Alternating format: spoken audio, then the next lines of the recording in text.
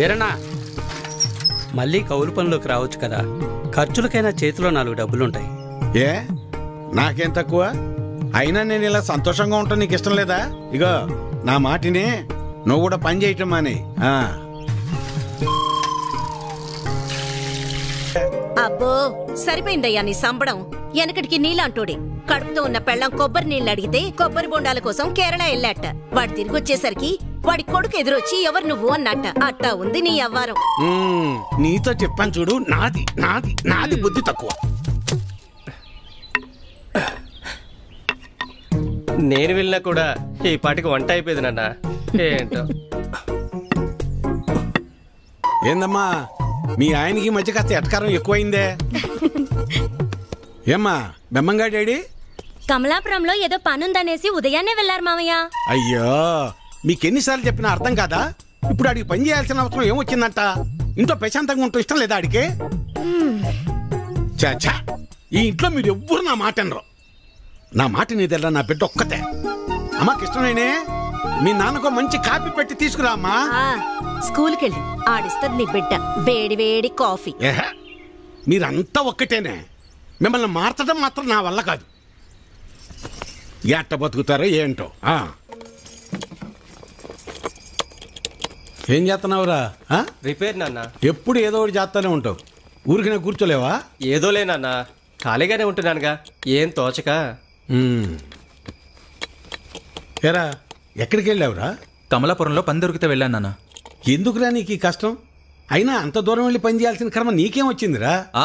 నువ్వు ఇలాగే మాట్లాడు. అసలే మన ఊర్లో ఎవరు మనకి పని కూడా ఇవ్వడం లేదు. నువ్వు ఇలాగే ఉంటే పక్కూర్లో ఎవరు మన మొహం కూడా చూడరు. మొన్నటికి మొన్న ఆ సతీష్ గాడు ఇంట్లో తలుపులు సరిగా పడ్డం లేదని ఇంటికి పిలిచాడు. పనంతా అయిపోయాక డబ్బులు అడిగితే మీకు ఓటుకి డబ్బులు ఇచ్చిందే కాకుండా చేసిన పనికి కూడా డబ్బులు ఇవ్వాలా అని ఎగతాళి చేశాడు. అవును నాన్న, మొన్న వాడెవడో నాకు ఫోన్ చేసి పంచాయతీ ఆఫీసులో ఉద్యోగం ఉందని పిలిచాడు.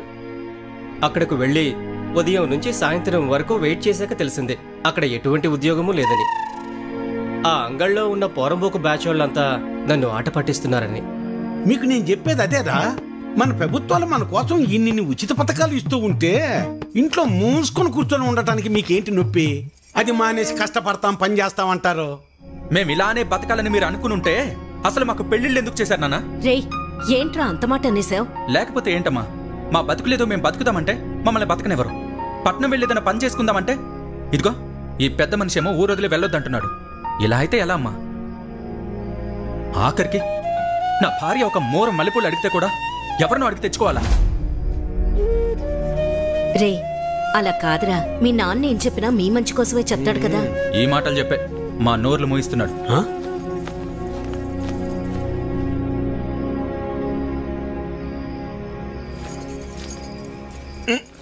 ఉండు, ఇక్కడ కదే అక్కడ పెట్టు. నువ్వు ఇట్రా, ఇక్కడ కూర్చో. ఏంటి లక్ష్మి ఇది? 2 కోడళ్ళు ఉన్నారు, అన్ని పనులు వాళ్ళు చూసుకుంటున్నారు. నువ్వు కాస్త విశ్రాంతి తీసుకోవచ్చుగా. నువ్వు ఇంకా చిన్నపిల్లలు అనుకుంటున్నావా? ముసల్దాని అయిపోతున్నావు. చాలే సరసం. సరసం కాదే, నిజం. అది కాదయ్యా, మనం మన పిల్లల్ని చాలా బాధ పెడుతున్నావేమో అనిపిస్తోందయ్యా. వాళ్ళంటే చిన్నపిల్లలు, లోకం తెలీదు. పెద్దదానివి నువ్వు కూడా అలా మాట్లాడతావు? నేనేం చేసినా వాళ్ళ మంచి కోసమేగా. కష్టపడి ఏదో సాధిద్దాం అనుకుని కష్టాలు పాలవడమే మళ్ళాంటి వాళ్ళకు ఉండే తలరాత. ఆ రాతన పిల్లలకు రాకూడదని నా తాపన. అదేళ్ళు అర్థం చేసుకోవటం లేదు. మెల్లమెల్లగా అర్థం చేసుకుంటారులే. అది కాదయ్యా. నీ చెప్పేదినవే, నా కొడుకుల గురించి నాకు ఎలాంటి గుబురు లేదే. నా ఆలోచన అంతా నా బిడ్డ గురించే. తల తాకట్టు పెట్టింది సరే, మహారాజు లాంటి అడిగిచ్చి పెళ్లి చేస్తా. చాలే సంపడం, మింగ మెతుకులేదు గాని మీసాలకి సంపెంగలు అన్నాడంట. వెనకటికి నీలాంటో. అభి ఎలా ఉన్నావురా? బాగున్నా మావయ్య. నేను చూస్తుంటే అచ్చమ్మ సుబ్బని చూస్తున్నట్టే ఉందిరా. సరే సరే రా, లోపలికి రా, మాట్లాడుకుందాం. కూర్చోరా. గవర్నమెంట్ వాళ్ళు కౌలు రైతులకు డబ్బులు ఇస్తున్నారు కదా, ఆ లిస్టులోనేమో నా పేరు లేదు. ఆఫీస్కి వెళ్ళి అడిగితే ఆన్లైన్లో అప్లై చేసుకోమన్నారు. అదేదో కాస్త చేసి పెట్టు. ఊళ్ళో వాళ్ళందరికీ నువ్వే చేస్తున్నావు కదా. అమ్మాయి కృష్ణవేణి, అబ్బాయికి కాస్త మంచినీళ్ళు తెచ్చిపెట్టమ్మా. అభి తీసుకో. మా అమ్మాయి ఇంటర్ పూర్తి చేసింది, స్కూల్లో టీచర్గా పనిచేస్తోంది. తెలుసు, ఇందాకే కలిసాం, మాట్లాడాం. తన జాబ్ చేయడం మీకు ఇష్టం లేదుగా? దీన్ని పెళ్లి చేసేస్తే నా బరువు తీరిపోద్ది, అదే పని మీద ఉన్నాను.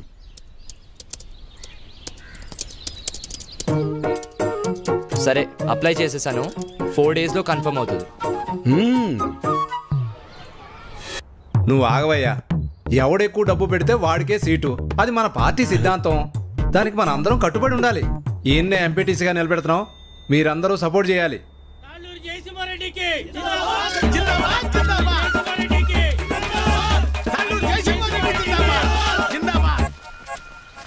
ఏంటి వీరన్నా, మళ్ళీ ఎక్కడికి వెళ్తున్నావు? ఈ పార్టీ వాళ్ళు తాళ్ళూరు జయసింహారెడ్డికి టికెట్ ఇచ్చారు. ఆడు 30 లక్షలు ఖర్చు పెడతాడంట. అవతల పార్టీ వాళ్ళు ఎవరికి సీట్ ఎత్తన్నారో తెలుసుకోవాలయ్యా. కర్మభూమిలో కర్మ కట్టుబడి ఉండాలి కదా, మన కట్టుబడి ఇదే కదా. అసలు 7 ఓట్లు ఉండయ్యా. అసెంబ్లీలో సీట్స్ కి లిమిట్ ఉంటుంది, తిరుపతిలో దర్శనానికి లిమిట్ ఉంటుంది. ఏ లిమిట్ లేకుండా డబ్బులు ఖర్చు పెట్టేవాడికే ఎలక్షన్లో సీట్ ఉంటుంది. అది వీటన్నిటికంటే ముఖ్యమైనది నా దగ్గర ఉందన్నా. 40 లక్షల డబ్బు ఉందన్నా. ఓటుకి నోటే కదన్నా బలం. నీకే సీట్ ఇస్తున్నాం, మీరందరూ సపోర్ట్ చేయాలి.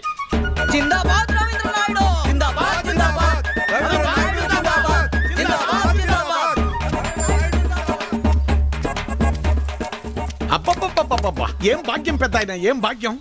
2 పార్టీల వాళ్ళు డబ్బులు బాగా ఖర్చు పెట్టే వాళ్ళకే సీట్లు ఇచ్చారు. చిట్టి దగ్గర అప్పడగడానికి వెళ్తానా. 4 రోజుల్లో ఎలాగో వీళ్ళు ఇచ్చే డబ్బులు వచ్చేస్తాయి కదా, ఆనందంగా అప్పు చేయొచ్చు. 7 ఓట్లు, పాత 6, కొత్తదొకటి. నా మీద పోలీస్ రిపోర్ట్ ఎందుకు ఇచ్చావు? ఓటు అమ్ముకుంటున్నావు, అది తప్పు కదా, అందుకే కంప్లైంట్ ఇచ్చాను. నా పొలం నేను అమ్ముకుంటున్నట్టు నా ఓటు నేను అమ్ముకున్నాను, అది తప్పెలా అవుతుంది? అయినా అది అడగటానికి నువ్వెవడవి?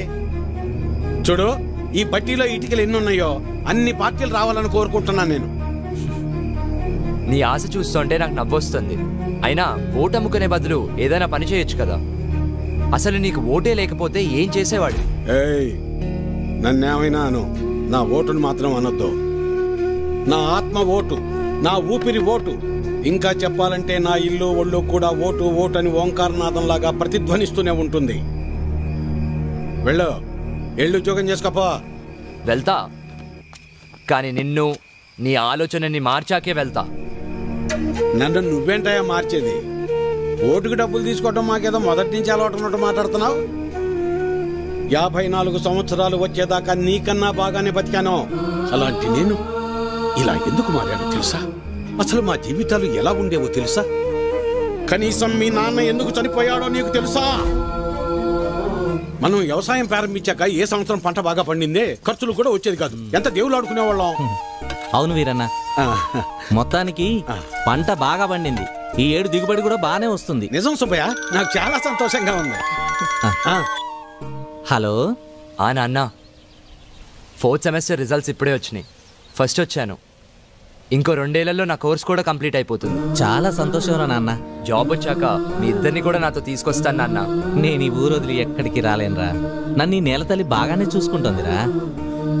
నువ్వు కూడా మన ఊరిని, ఈ నేలతల్లిని నమ్ముకున్న జనాల్ని ఎప్పుడు మర్చిపోకూడదురా. అదే నా కోరిక. కానీ నా బాధల్లో ఒకటి, నీకేమీ లేకుండా చేసి అప్పులు మాత్రమే ఉంచానురా నాన్న. నాన్న, అలా ఏం కాదు నాన్న. ఇప్పటికే మీరు నా కోసం ఎంతో చేశారు. ఇప్పుడు నేను మీకు తిరిగి ఇవ్వాల్సిన టైం కోసం ఎదురు చూస్తున్నాను. సరే సరే సరే నాన్న, మళ్ళీ కాల్ చేస్తాను. ఉంటానన్నా. అదేంటండి, ఫోన్ నాకు ఇవ్వకుండానే పెట్టేశారు? నువ్వు మొదలు పెడితే వదిలిపెడతావా? వాడు చదువు పాడైపోద్ది, అందుకే పెట్టేశా. అవును, మా నోడు ఆడు చదివింది చాలా పెద్ద చదువు అంటగా. అవును, IIT అని ముంబైలో. అదృష్టవంతుడు లే సుబ్బయ్య, ఇంక నీకు బాధలు ఉండవు. అవును, మర్చిపోయా వీరన్న, మొన్న శంకర్ కమలాపురం నుంచి ఫోన్ చేశాడు. ఏమని? వాళ్ళ అమ్మాయిని మీ చిన్న కొడుకు ఇవ్వడం వాళ్ళకి ఇష్టమేనట. చెప్పమే, పిల్లలు చెప్పొద్దు ఈ సంగతే. వెళ్తాం, చెప్పండి. వస్తాను సులోచన. అదృష్టం. నాన్న, నేను ఇంటర్లో జిల్లా ఫస్ట్ వచ్చాను. అలాగా, మా తల్లి బంగారు తల్లి.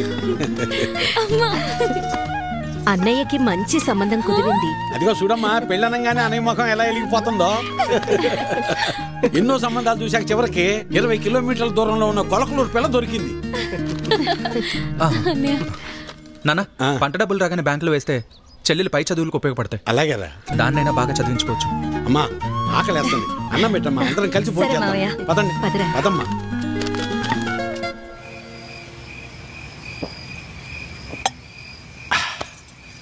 ఇవాళ నాకు చాలా సంతోషంగా ఉందా. పంట బాగా పండింది, మన అప్పులన్నీ తీరిపోతాయి, ఇకపై మన బతుకులు కూడా మారిపోతాయి. ఇన్నాళ్ళు చిన్నాడి గురించే నాకు దిగులుగా ఉండేది. ఇప్పుడు ఆడిపెళ్లి కూడా కుదిరింది. మన అమ్మాయిని బాగా చదివించి కలెక్టర్ని చెయ్యాలి. ఆ తర్వాత మన బతుకంతా సంతోషమే.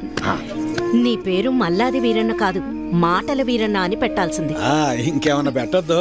సర్లే పద పద. మబ్బట్నట్టుందయ్యా. మబ్బులేదేం లేదులేరా.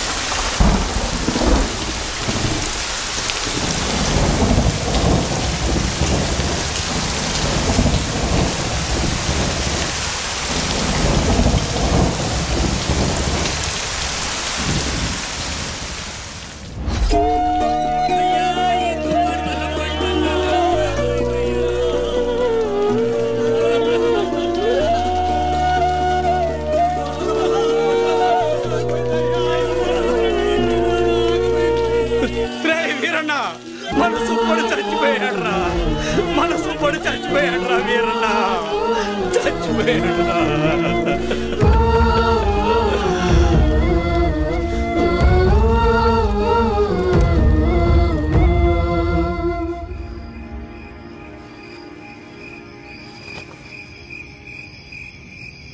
ఆ రాత్రి ముసిరిన మబ్బు ఆకాశాన్నే కాదు, మా జీవితాల్ని కూడా కమ్మేసింది. మేము ఆనందంగా ఉండటం ఆ దేవుడికి కూడా నచ్చలేదనుకుంటా. అందుకే ఆ రాత్రితో మా జీవితాల్నే తలకిందులు చేసేశాడు. డబ్బులు ఎప్పుడు ఇస్తావు? ఎన్నాళ్ళైంది మాట్లాడేది?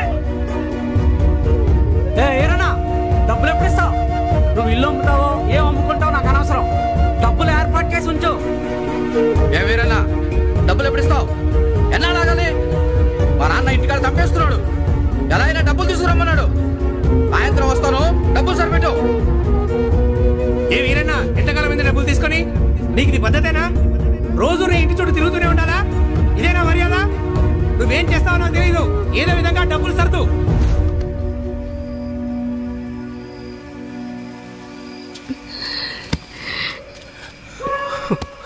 నిన్ను ఇలా చూస్తుంటే చాలా భయంగా ఉందయ్యా. నేను సులోచనంత ధైర్యవంతురాల్ని కాదయ్యా. నీకేమన్నా అయితే మేమంతా ఏమైపోతావయ్యా? ఒక్కసారి ఆలోచించయ్యా, ఒక్కసారి. నువ్వేం బాధపడుకున్నాను, నీకు నేనున్నానుగా. ఒక తండ్రిగా మమ్మల్ని పెంచడానికి నువ్వెంత కష్టపడుతున్నావు. ఒక రైతుగా నీ పంట పొలాల్ని పండించడానికి కూడా ప్రతిసారి నువ్వు అంతకంటే ఎక్కువ కష్టపడుతున్నావు నాకు తెలుసు. కానీ ఈసారి కొంచెం నష్టం ఎక్కువే జరిగింది. అంతేగాని మన జీవితాలు ఏమైపోలేదు నాన్న, ఏమైపోలేదు. అవును నాన్న, నేను ఇంటర్ వరకు చదివాను. ఏదో ఒక చిన్న జాబ్ దొరుకుతుందిలే. నాన్న, నాకు పెళ్లి కాకపోతే ప్రపంచమే ఆగిపోదు నాన్న. నాకు పెళ్ళే వద్దు, అసలు పెళ్ళే వద్దు నాన్న. ఈసారి ఎక్కువ పంట పండిద్దామని ఉన్న డబ్బే కాక ఊళ్ళో అప్పులు తెచ్చి అంత పంట మీదే పెట్టేశాను. ఇప్పుడు మీకంటూ ఏమీ లేదు.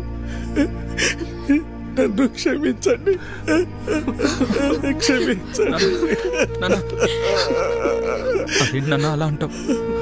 మాకు ఏ డబ్బు వద్దు, మాకు నువ్వున్నావు.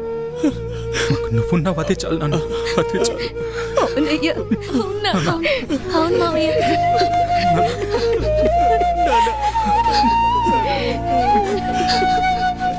నమస్తే వీరన్న. చాలా అన్యాయం జరిగింది వీరన్న. అకాల వర్షాలకి పంట పాడైపోయింది.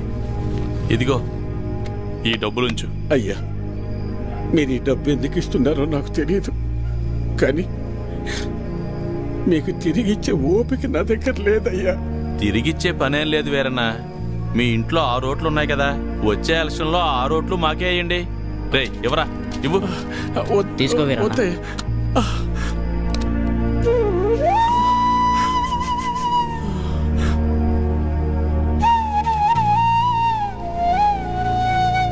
ఇస్తే ఇచ్చేళ్లే వీరన్న.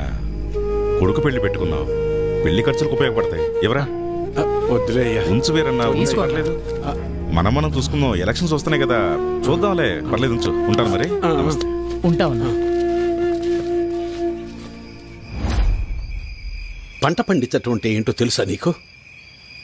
తల్లిదండ్రులు కన్న బిడ్డను పెంచినట్టే. అలాంటిది చేతికి అందించిన బిడ్డ కంటి ముందే చనిపోతే ఎలా ఉంటుందో తెలుసా నీకు?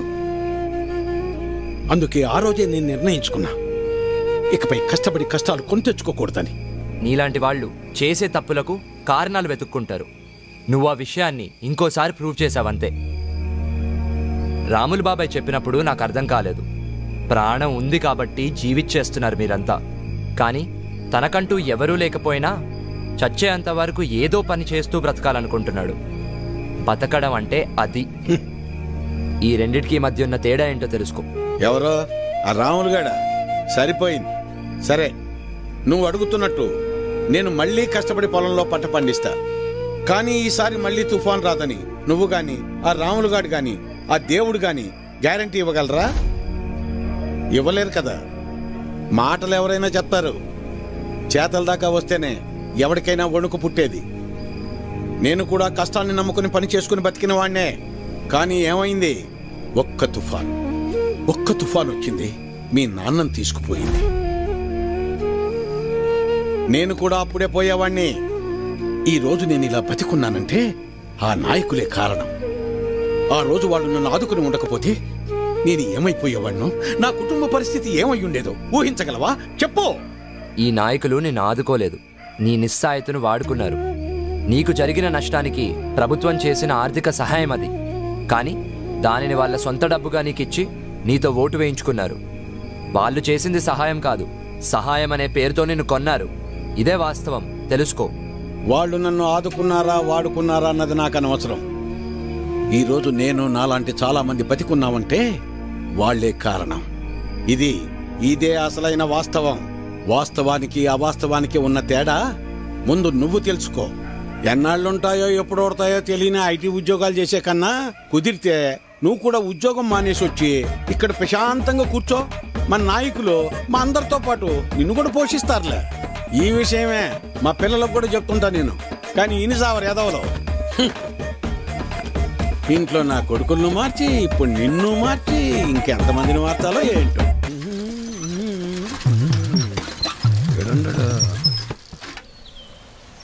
అభినవ్, నువ్వు ఎలాగో నుంచి వెళ్ళవుగానే నీ జెండా కూడా నాకు ఇవ్వు, నా భుజం మీద వేసుకుంటాను. మేత మోపులంటే మోయటం కష్టంగానే జెండాలకే ఎన్నైనా మోస్తాం, ఎన్ని డబ్బులైనా తీసుకుంటాం. నువ్వెంత ప్రయత్నించినా నీకు ఒక్కోటి కూడా పడదన్నది ఎంత నిజమో, నా జీవితంలో నేను మళ్ళీ వ్యవసాయం చేయనన్నది కూడా అంతే నిజం. తెలివైనడువే, తిక్క తిక్క పనులు చేయమాక. పో పట్నం పో. వాడు ముందే సిటీలో బాగా సంపాదిస్తున్నాడు. ఆ లక్షలు డిమాండ్ చేస్తున్నావా? అవునయ్యా, ఎందుకంటే ఈ ఇంట్లో ఉన్న నోట్లో ఈ ఊళ్ళో ఏ ఇంట్లోనూ లేవయ్యా. అందుకే ఊళ్ళో అందరికి ఇచ్చినట్టు ఓటుకు 2000 కాకుండా నాకు మాత్రం ఓటుకు 3000 కావాల్సిందేనయ్యా. సర్లే, నీ టైం నడుస్తుంది. సరే కాని ఇచ్చేండ్రా. ఈ చీర చూడండి, ఇది బాగుంటుంది. ఏంటత్తమ్మలు ఓట్ల డబ్బులతో చీరలు కొంటున్నారా? పోరాలుడు, ఈసారి ఓట్లు నీకే వేస్తా వెళ్ళరా. మన గురించి తెలిసే చీరలు అమ్ముకునే వాళ్ళు కరెక్ట్ టైంకి భలే వచ్చారు. వస్తున్నానయ్యా, తొందరగా రావాలి. నువ్వు నీ హడావిడి. ఈ రోజు ఎలక్షన్ పండగ, ఈ రోజే మనందరికి సంక్రాంతి. అమ్మాయి కమలమ్మ, రమమ్మ, రండి అమ్మా. పెద్దోడా రెడీయేనా? అయ్యో ఇదేందిరా ఈ బట్టలు వేసుకున్నావు? బయటకు వచ్చేటప్పుడు కాస్త మంచి బట్టలు వేసుకోవచ్చుగా. పర్లేదులే నాన్న. సరే సరే, చిన్నోడేడమ్మాయి? ఎవరో ఫ్రెండ్ వచ్చారని పక్కూరికి వెళ్ళారు మావయ్య. అయ్యో వాడికి ఎప్పుడు ఏ పని చేయాలో తెలియదు. ఈ రోజు స్నేహితులు ఏంటమ్మాయి? అసలే 2 పార్టీల దగ్గర గొడవ పడి ఊళ్ళో వాళ్ళందరికీ ఇచ్చేదానికన్నా డిమాండ్ చేసి మరీ ఎక్కువ తీసుకున్నాం. ఓటింగ్ దగ్గర వాడు కనపడకపోతే గొడవలు అయిపోతాయి. ఓటింగ్ టైంకి వచ్చేస్తానన్నారు మావయ్య. ఏమొస్తాడో ఏమో. ఇంతకీ అమ్మాయి ఏదే? లోపల తయారవుతుంది. అమ్మ కృష్ణవేణే, మీరు వెళ్ళండి నాన్న, నేను వచ్చేస్తాను. సరేలే నింపాది కదా. నువ్వు ఎప్పుడొచ్చినా ఓటేసేది నోటాకేగా. సరే సరే, ఇదిగో చెప్పడం మర్చాను. మీ ఆడోళ్ళు ముగ్గురు జయసింహారెడ్డి కోటేయండి. మేము మగోళ్ళ ముగ్గురం రవీంద్ర నాయుడు కోటేస్తాం. తేడా రాకూడదు. పదండి, అందరం కలిసి వెళ్తేనే అలాగ లెక్క తేలేది. అమ్మాయి ఓటే ఏదో రకంగా చెప్పి నోటాకేయకుండా చెయ్యాలి.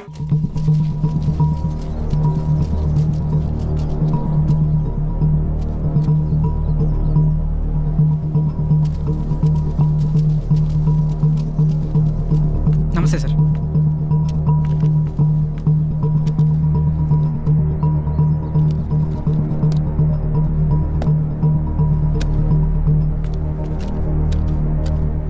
రేయ్ ఇటు చూడు, ఒక్కడికే 2 ఓటర్ ఐడీలు ఉన్నాయిరా. వాడు ఓటేస్తే నువ్వు CM అవుతావరా? Ray ray ray please రా, ఆగ్రా, కూర్చోరా. కానీ అదేంటి ఒక్కడికే 2 ఐడీలు ఎందుకున్నాయంటావు?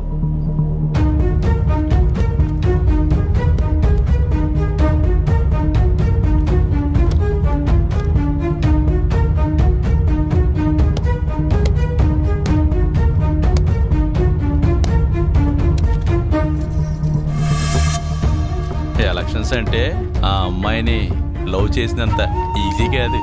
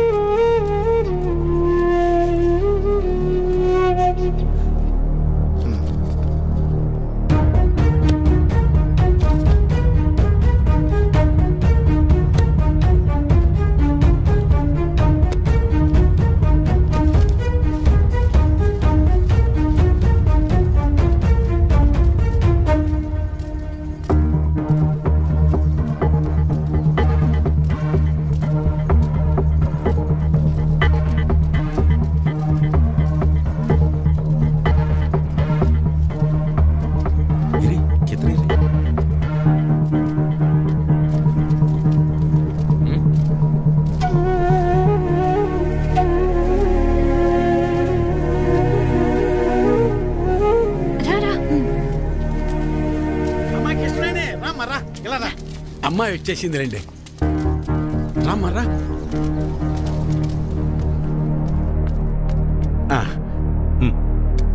మల్లాది వీరన్న సార్. మల్లాది వీరన్న, ఓకే.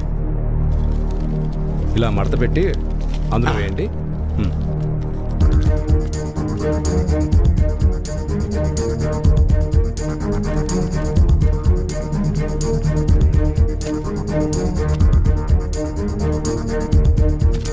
వస్తానండి. ఓకే.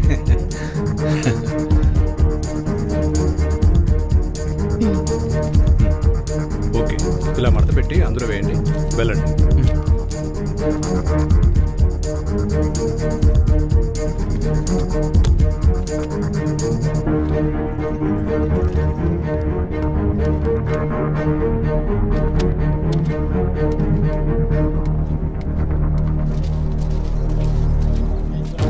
ఎరా మన వాళ్ళంతా వచ్చారా? లేదన్నా, టైం అయిపోతుందిరా. ఇంకా రాకపోవడం పెట్టి త్వరగా వెళ్ళి తీసుకురా.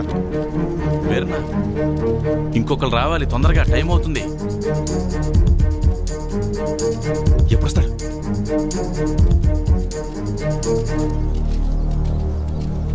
ఏడ్రా ఈడు? ఎక్కడికి పోయాడు ఏంటో. ఏమైంది?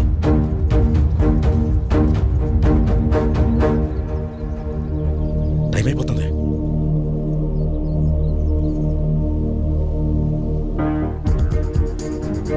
ఏడమ్మా చిన్నోడు ఇంకెప్పుడు వస్తాడు? వస్తున్నానన్నారు మావయ్య. చచ్చా పెద్దోడా, ఆడికి ఒకసారి ఫోన్ చేయి.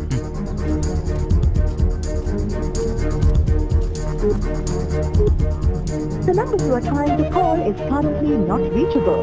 Please try again later. Phone కలవట్లేదు నాన్న. సరే, ఇప్పుడు ఏం చేద్దాం? అమ్మాయి మీరు ఏరే ఉండండి, నేను వెళ్ళేసి వస్తాను.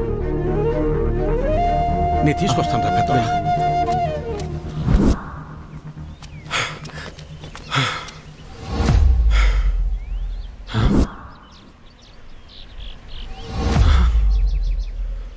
అబ్బా,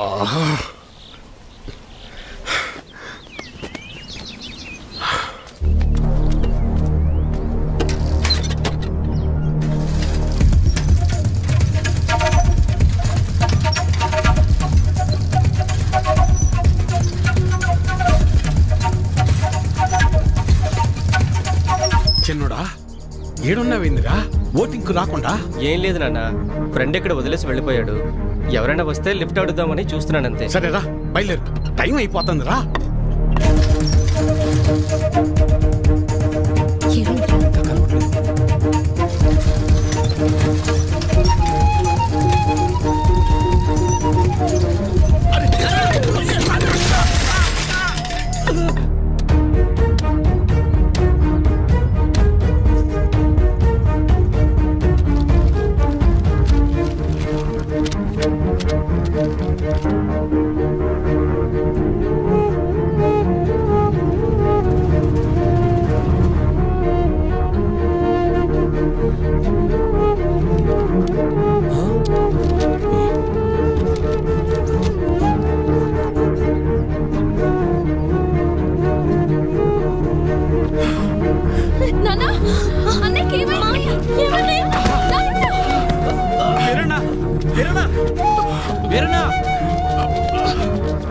వెళ్ళు, 2 నిమిషాలే టైం ఉంది. తొందరగా వెళ్ళు. వెళ్ళరా చిన్నడా, ఓటే. ఐడి కార్డ్ ఓకే, తీసుకెళ్ళి ఓటు వేయించండి. మెల్లగా తీసుకెళ్ళండి, జాగ్రత్తగా తీసుకెళ్ళండి.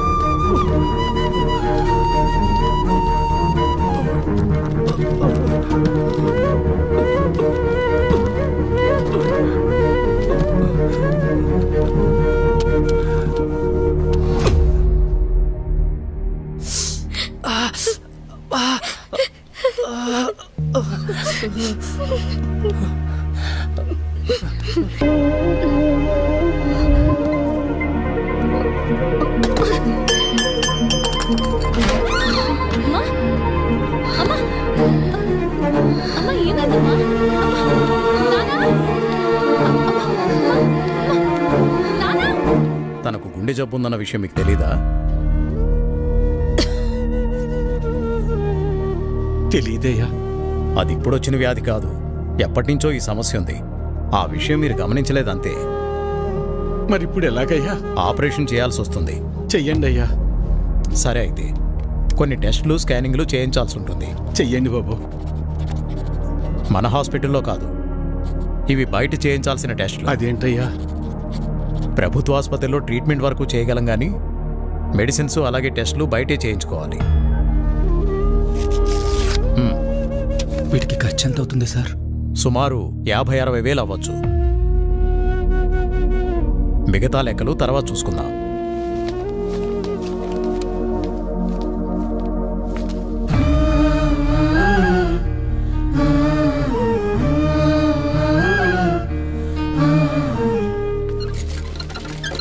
ఒరే పెద్దోడా, మేము ఎంత పని చేసిందిరా. ఎప్పుడు నొప్పి అని కూడా అనలేదు. అవునన్నా. సర్లే, ఎలక్షన్ డబ్బులు ఉన్నాయిగా, పర్లేదులే. అవెక్కడున్నాయి నాన్న? అంతకుముందు చేసిన అప్పులు మొత్తం తీర్చేశాంగా. మరి ఇప్పుడు ఎలా రా? ఇప్పుడు ఏం చేద్దాం? ఏం చేయాలి?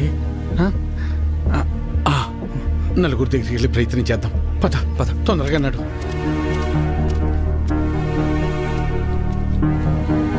అయ్యా సుబ్బయ్య గారు, అయ్యా విషయం ఏందో చెప్పు. నా భార్యకు బాలేదు, కొంచెం డబ్బు సాయం చేయండి అయ్యా. ఎట్టా రామయ్య గారి ఇంటికి వెళ్దాం. అన్నా ఆగనన్నా, అమ్మకు ఆరోగ్యం బాగాలేదు, అర్జెంటుగా డబ్బు కావాలన్నా. అయ్యో, నిన్ననే పాప స్కూల్ ఫీజు కట్టాను రా. లేవు, ఉంటే ఇచ్చేవాడిని. అయ్యా, మా ఆవిడకు ఒంట్లో బాగాలేదు, ఆసుపత్రిలో చేర్చాం. కాస్త డబ్బులు సాయం చేయండి అయ్యా. లేడు, ఊరెళ్ళాడు. వెళ్ళాడా? రవి, అర్జెంటుగా డబ్బు కావాలరా. అమ్మకి బాలేదు, హాస్పిటల్లో ఉంది. డాక్టర్ గారు డబ్బులు తీసుకురమ్మన్నారు. ఏదో ఒకటి చేయరా. లేవన్నా. నువ్వే అలా అంటే ఎలా రా? అర్థం చేసి లేవన్నా. బాబాయ్, బాబాయ్, అమ్మని హాస్పిటల్లో జాయిన్ చేశాం బాబాయ్. అర్జెంటుగా డబ్బు కావాలి, ఆపరేషన్ చేయాలంటున్నారు. డబ్బులు ఏమి లేవు, వెళ్ళిపో. అసలు ఏమి లేవు, దయచేసి వెళ్ళిపోవా.